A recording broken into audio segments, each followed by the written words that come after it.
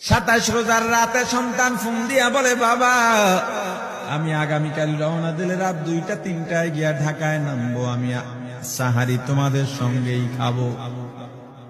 মা বসে আছে, মায়ের সন্তানের বাবাও বসে আছে, সন্তান আসবে। রাত্র 2টা-3টা হয়ে গেছে, সাহারির সময় হয়ে গেছে, সন্তানের খবর নাই। শেষ টাইমে মা বাবা সাহারি খেয়ে ফজরের নামাজ পড়ে দরজার মধ্যে অপেক্ষা করতেছে, সন্তানের খবর নাই। 8টা, 9টা, 10টা বেজে গেছে, মায়ের মনটার ভালো লাগে না।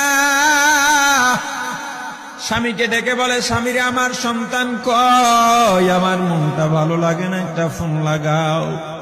স্বামী ডাক দিয়া বলে, চিন্তা করো না, ঈদের সময় যানজট থাকতে পারে, চলে আসবে। কিছুক্ষণ পর বাবার মনটাও ভালো লাগে না, বাইরে নেমে পায়চারি করতেছে। হঠাৎ করে একটা ফোন চলে আসছে। সন্তানের ফোন দেখে বাবার সে কি আনন্দ। ফোন রিসিভ করে যখনই সালাম দিল, অপর প্রান্ত থেকে সালামের উত্তরে সন্তানের কণ্ঠ পাওয়া যায় না। বাবা ডেকে বললেন, বাবা তুমি কে? এটা তো আমার সন্তানের কণ্ঠ নয়, তবে মোবাইলটা আমার সন্তানের। ওপার থেকে ডাক দেয়া বলে, আপনি কি এই লোকে, এই মোবাইলওয়ালার বাবা? বলে, হ্যাঁ। আপনি এখনো বাড়িতে কি করেন? আপনার যেই সন্তান ঢাকা থেকে গাড়ি নিয়া 2500-এর দিকে রওনা দিয়েছিল, ওই গাড়িটা 2500 পৌঁছতে পারে নাই। পথিমধ্যে সংঘর্ষে রাস্তার মধ্যেই অনেকগুলো মানুষ মারা গেছে, অনেক যুবকও তার মধ্যে আছে। রাস্তার পাশে সাদা কাপড় দিয়া ঢাকা। দেখেন আপনার সন্তান এই লাশের মধ্যে আছে কিনা। মোবাইলটা আমি রাস্তার পাশে পড়ে পাইলাম। বাবা পাগলের মতো একটা দৌড় দিছে। মা মনে করছে সন্তান বুঝি কাছাকাছি চলে আসছে। অন্যান্য সন্তানদের ডাক দেয়া বলে, তোরা কে, কোথায়, এদিকে আয়, তোদের ভাই বুঝি কাছাকাছি আসছে। আমার কলিজার টুকরা সন্তান, তোর বাবা যে আগায় আনতে গেছে, তাড়াতাড়ি নতুন চাদর বিছা, বালিশের কভার গুলো খুলে নতুন কভার লাগা, পানি গরম বসা, আমার সন্তান এসে গোসল করবে। আহারে সবাই ফুলের মেলা, ফুলের তোড়া নিয়ে অপেক্ষা করতেছে। 4টা বছর কলিজার টুকরা বাড়িতে নাই, বিদেশ থেকে আসবে। বাবা স্পটে গিয়া দেখেন অনেকগুলো লাশ সাদা কাপড় দিয়া ঢাকা। একটা একটা মাথার উপর থেকে কাপড় উঠান আর কৌতূহল বাড়তেছে, কাপড় উঠান আর কৌতূহল বাড়ে। হঠাৎ তাকায় দেখে কলিজার টুকরা সন্তান লাশের মিছিলে শামিল হয়ে গেছে। বাবা সন্তানকে ধরে কাঁদেন আর বলেন, বাবা এত আদর আপ্যায়ন তোর জন্য, এত প্রস্তুতি রে বাবা। তোর মা তোর পথে বসে আছে রে বাবা, কি জবাব দিব বল? তুই যেদিন রওনা দিয়ে বিদেশ চলে গেলি, তোর মা সারা রাত ঘুমায় নাই, দরজায় গিয়া তোর পথের দিকে তাকা রইছি। কত রাত আমি মা, আমি বাবা দেখলাম তোর মা গভীর রাতে বিছানায় নাই। খুঁজতে খুঁজতে দেখলাম দরজায় গিয়া তোর মা কাঁদে। কত রাত তোর মা তোর জন্য নামাজ পড়তে পড়তে রাত্রটা নির্ঘুম কাটায় দিছে রে বাবা। কত রাত তোর মা তোর জন্য দোয়া করতে করতে নির্ঘুম রাত্র কাটায় দিছে। এই 4 বছরে 8টা ঈদ, ঈদের সময় আমরা নতুন কাপড় কিনছি, নতুন কাপড় পরছি। তোর মায়ের জন্য আমি নতুন শাড়ি এনে খাটের উপরে রাখলাম। ঈদের নামাজ পড়ে এসে দেখি কাপড়টা খাটের উপরেই আছে। তোর মা প্রথম ঘরেও নাই, মাঝের ঘরেও নাই, পেছনের ঘরেও নাই।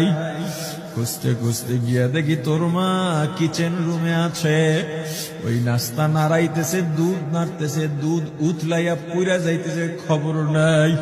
আমি তাকায় দেখলাম তোর মায়ের 2 চক্ষু দিয়া টক টক করে পানি পড়তেছে। ডাক দিয়া বললাম, ওরে বিবি, ঈদের দিনে তুমি কেন কাঁদো? তোমার জন্য শাড়ি আনলাম, সেটাও কেন পরলা না? তোর মা জবাব দিয়া বলছে, স্বামী গো, আপনারা যখন নামাজের জন্য রওনা দিয়া গেলেন, আমার অমুক সন্তান আপনার সঙ্গে যায় নামাজ দিয়া নতুন পোশাক পরে নামাজে রওনা দিয়েছে, কত সুন্দর লাগছে দেখতে। হঠাৎ করে তাকায় দেখলাম আমার কলিজের একটা মানিক আপনাদের সাথে নাই। আমার মনটার ভালো লাগে না, আমি ফোন দিলাম আমার মানিকের কাছে। ফোন রিসিভ করে বলে, মা নাস্তা বানাইছি, খাইছি, এখনো ছুটিতে আছি, আনন্দ করতেছি, ঘোরাফেরা করতেছি, কিন্তু আমি মায়ের মন। আমি বললাম, বাবা তুই আমাকে পেটে ধরিস নাই, আমি তোকে পেটে ধরছি। আমাকে খুশি রাখার জন্য কত কথাই না বললি, ঈদের টাকা পাঠাইলি, তোর টাকা দিয়া তোর বাবা জামা কিনছে, তোর ভাইরা জামা কাপড় কিনছে, তোর টাকা দিয়ে পরিশ্রমের টাকা দিয়ে আমার শাড়ি কিনছে, গহনা কিনছে, কিন্তু তোর পাশে আমি হাতুড়ের বাড়ির শব্দ কেন পাই? আমার সন্তান বলতে চায় না, পরে বলে, মাগো কাজ করতে আসছি, টাকা নিয়ে কাজ করি, ঈদের দিনেও আমাদের ছুটি দেয় না। ওরে স্বামী বলে,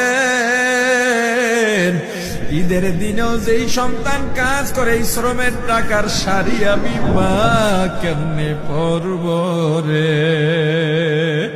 ওরে বাবা, আজকে তুই আসবি, খবর শুনে তোর মা এক সপ্তাহ আগের থেকে ঘুমায় না, তোর জন্য কত রঙের পিঠা বানাইছি,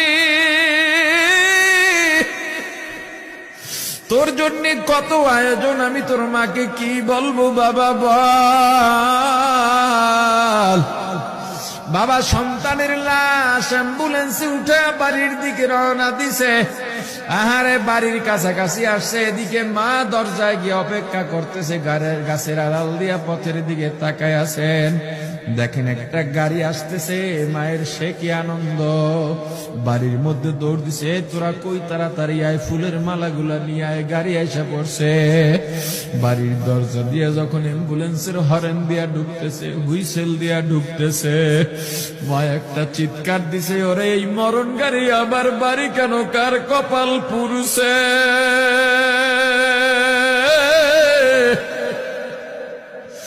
অ্যাম্বুলেন্সের দরজা খুলে তাকায় দেখে কলিজার টুকরা সন্তান